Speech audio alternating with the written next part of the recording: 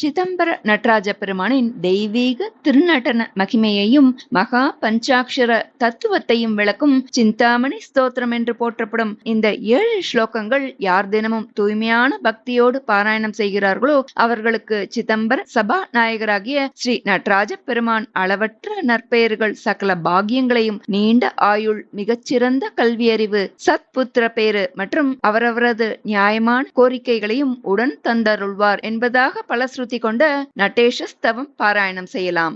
ஸ்ரீ நட்டேஷஸ்தவக ஹ்ரீமத்யா சிவயா விராண்மயமஜம் ஹிருத் பங்கஜஸ்தம் சதா ஹ்ரீநானா சிவகீர்த்தனே ஹிதகரம் கேலா ஹிருதாமானினாம் ஹோபேராதி சுகந்த வஸ்துருச்சிரம் ஹேமாத்ரிபாணாசனம் ह्रीङ्कारादिकपादपीठममलं हृद्यं नटेशं भजे।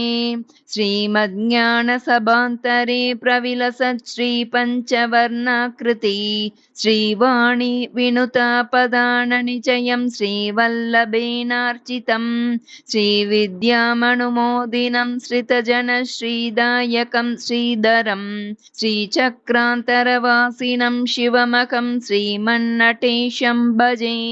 नव्याम्बोजमुखं नमज्जननिधिं नारायणेनार्चितं नाकौको नगरी नटीलसितकं नागादिनालङ्कृतं नानारूपकनर्तनादिचतुरं नालीकजान्वेषितं नादात्मानमकं नगेन्द्रतनया नाथं नटेशं भजे।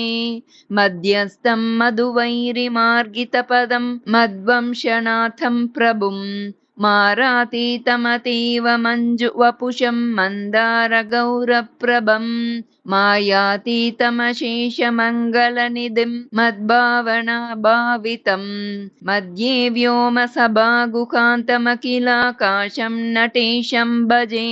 शिष्टैः पूजितपादुकं शिवकरं शीतांशुरेकाधरं शिल्पं भक्तजनावने शिथिलिता गौगं शिवाय प्रियं शिक्षारक्षणमम्बुजासनशिरः संहारशीलप्रभुं शीतापाङ्गविलोचनं शिवमकं श्रीमन्नटेशं भजे।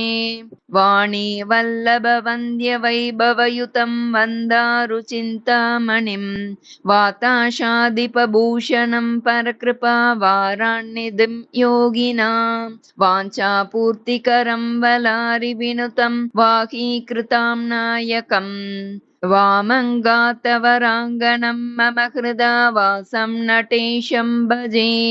यक्षाधीशसकं यमप्रमथनं यामिन्यदीशासनं यज्ञध्वंसकरं यतीन्द्रविनुतं यज्ञक्रियाधीश्वरं याज्यं याजकरूपिणं यमदनैर्यत्नोपलभ्याङ्घ्रिकं वाजीभूतवृषं सदा हृदि ममायत्तं नटेशं भजे। माया श्रीविलसच्चिदम्बरमहापञ्चाक्षरैरङ्कितान् श्लोकान् सप्त पठन्ति येनु दिवसं चिन्तामणि नामकान् तेषां भाग्यमनेकमायुरधिकान् विद्वद्वरान् सत्सुतान् सर्वाभीष्टमसौ ददाति सकसा श्रीमत्सभाधीश्वरः इति श्रीनटेशस्तव सम्पूर्णः।